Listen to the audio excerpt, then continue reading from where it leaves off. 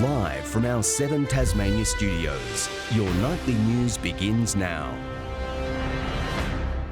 Good evening. A teenager remains in a critical condition at the Royal Hobart Hospital following a horror head-on crash between an off-road motorbike and a motorised push bike in Bridgewater last night. The incident angering some locals who say they've had a gutful of hooning in the area. Killarney Road is quiet now, but this stretch of road is a neighbourhood favourite for daredevil riders running riot. Neighbours say they're constantly being woken to screeching tyres and burning rubber. Bikers regularly flying up and down the road, not a care in the world on one wheel. It's horrendous. You know, my family members are trying to sleep each night, just hearing this. The out-of-control hooning turning ugly last night, the street the scene of a shocking crash. An off-road motorcycle and a petrol-powered pushbike colliding head-on. A youth sustained minor injuries. However, a 19-year-old male has sustained significant injuries and is in a critical condition. Large crews tending to the teen and the youth at the scene before they were taken to the Royal Hobart Hospital. Police are still investigating whether the off-road motorbike was allowed to be on the road and whether it was registered. That will form part of our investigation as to the nature of how that vehicle was being ridden. The incident fuelled the fire for fed-up locals, saying enough is enough. Where are the parents in the scenario? Where these young ones go hooning around the streets and that, and they let them do it, and then they get hurt. The hooning's a little bit ridiculous. Police are continuing to investigate and urge anyone with information to come forward. Rebecca Gadaneris, 7 Tasmania News. With an election in the air, the Prime Minister has met with salmon industry workers at Strawn as uncertainty clouds the sector's future. West Coast Mayor Shane Pitt is hoping to win over Anthony Albanese's support to keep fish farming on Macquarie Harbour, amid concerns it's pushing the Maugean skate towards extinction. We want to make sure that the salmon industry stays in Strawn as it is. But Green Senator Nick McKim says the PM and opposition leader Peter Dutton should be putting the survival of the skate first. Anthony Albanese are in a race to the bottom of Macquarie Harbour, then the big loser is going to be the Maugean skate. Tanya Plibersek is yet to decide on whether to continue allowing salmon farming in the harbour. Ahead of forecast high temperatures and strong winds, the Tasmanian Fire Service is suspending fire permits in the state's south. The ban comes into effect from 6 a.m. tomorrow, remaining in place until 8 o'clock Tuesday morning. Landowners who have burned in the last week should also check that fires are fully extinguished.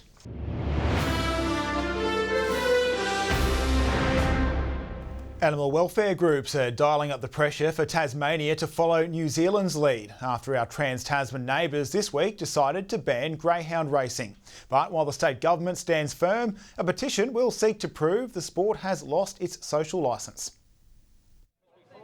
Greyhound adoption shelters and carers have wanted racing shut down in Tasmania for years. The animal welfare concerns are significant, not to mention the on-track injuries and incidents. And after New Zealand's government voted this week to ban the practice from 2026, there's hope our state will do the same. We risk, embarrassingly, being the last country in the world to ban this. You know, and let's at least make sure Tasmania is not a part of this. Dogs Homes of Tasmania launching a petition to push the Rockcliffe government into action, calling for the industry to be phased out and better support for animal welfare organisations. The demands backed by Greens Upper House member Cassie O'Connor. There needs to be a funded industry transition plan so industry participants can exit the industry with dignity and opportunity. She says the sport's losing its social licence. We've seen in the Tas Racing annual report, for example, that wagering on greyhound racing is down. But progressing change may prove difficult with the Liberals and Labor supporting the industry. The state government today firmly rejecting the calls for a ban, confident its animal welfare protection laws will hold greyhound racing operators to account. We want to see constant improvement, that's expected, but we're not up for banning anything. Dogs Homes of Tasmania are hoping to attain as many signatures as possible for their petition by early March. Anthony Dodd, 7 Tasmania News. We might still be 7 weeks out, but Festivali is on a fast track to be a sellout for a third year in a row. Friday and Saturday night tickets have already been fully snapped up, and the event's so popular, 78 stall holders have missed out on a spot in City Park. purely because we've really got to start to put some on a rotation basis. So if you're looking for your favourite and they're not here, it's not because they haven't applied, not because that they've done something, it's just that we don't have the space to have any more in. Very proud to be able to bring our produce, our quality Tasmanian produce to Festivale, to the 29,000 patrons who are our target audience. The iconic Food and Wine Festival isn't going anywhere anytime soon, locking in close to $1.3 million of state government funding to help grow the event over the next 3 years. Locals in Hobart's northern suburbs have enjoyed some festive cheer at community group Under One Rainbow's Family Christmas Fun Day. The community treated to show bags, gifts and cuddles with reptiles. We put on everything free for the kids. It sort of gets people talking to each other, so it cuts a bit of isolation. The annual event aims to bring a little more joy to Tasmanian families doing it tough over the festive period.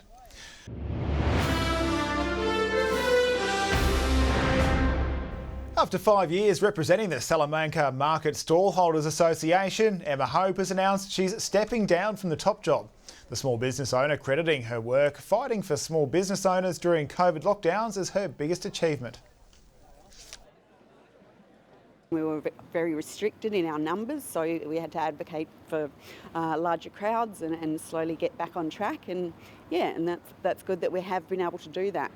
The vintage clothing stallholder also says she's proud to have played a part in raising the profile of the markets.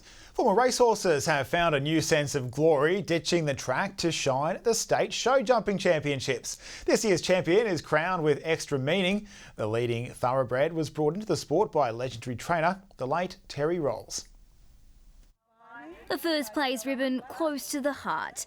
The daughter of champion Deloraine horse trainer Terry Rolls taking home a win with a special connection to Dad. He was purchased for me by my dad, Terry Rolls, 3 years ago, and it was probably that a year before he passed away from MND, so Scout's really special to me. Sophie and Scout named Off the Track's Best, a class dedicated to giving retired racehorses a new shot at success. His sire is a American who won the Melbourne Cup a few years ago. So yeah, it's a really good promotion to get more people giving these horses a second life after racing. With the $12,000 prize pool on the line, the duo are among more than 80 riders and 100 horses tackling the State Show Jumping Championships. It's looking pretty good. There are some hot combinations out there. So we have riders from 10 all the way, I think, into our 60s, some of our seniors. Giving it their all for the ups, the downs and the thrills of a sport full of passion. Prepare for an event like this, months and hours and years of work.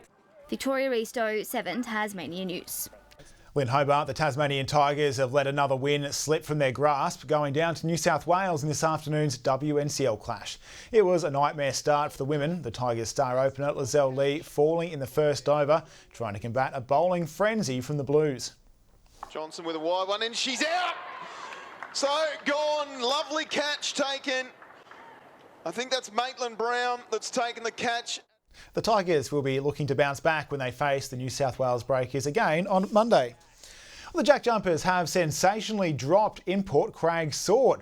After just 15 games with the club, the American guard has been cut from the roster for the remainder of the season. Head coach Scott Roth says he believes this move is in the best interest of the organisation. It's understood the team has already finalised a deal with a replacement, and that announcement is expected to be made in the coming days. Tasmania's Max Giuliani has added another piece of silverware to his medal collection, the bronze-winning Olympian securing silver and the Oceania record in the 200-metre freestyle relay at the World Short Course Championships in Budapest. The Aussies trailing the winning Americans by 5 seconds.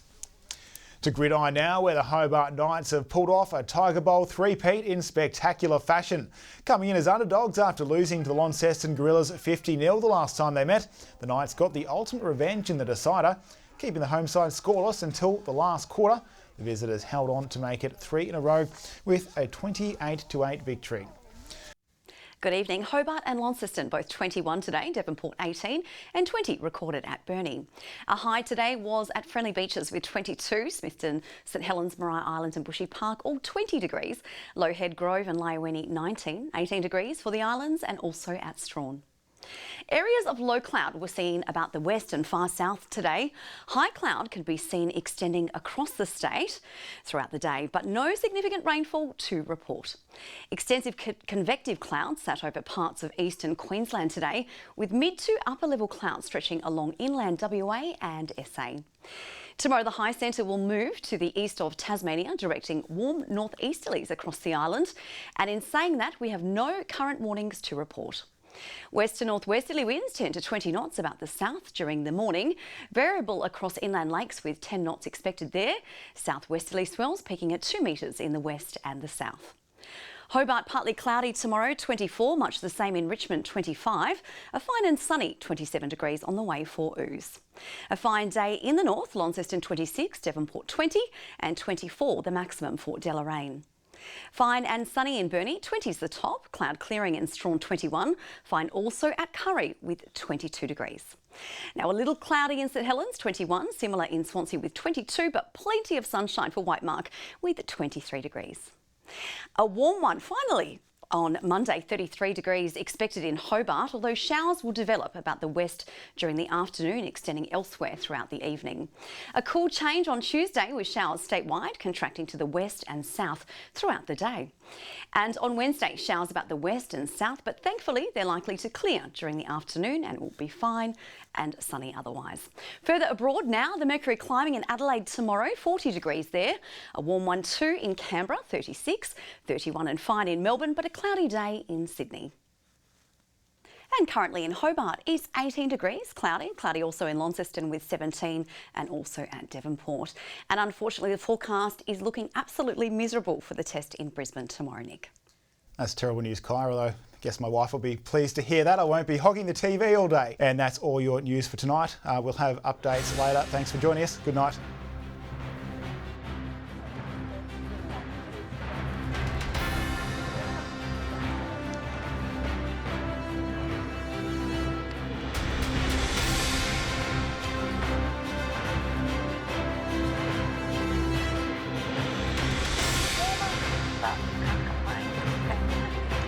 Lovely.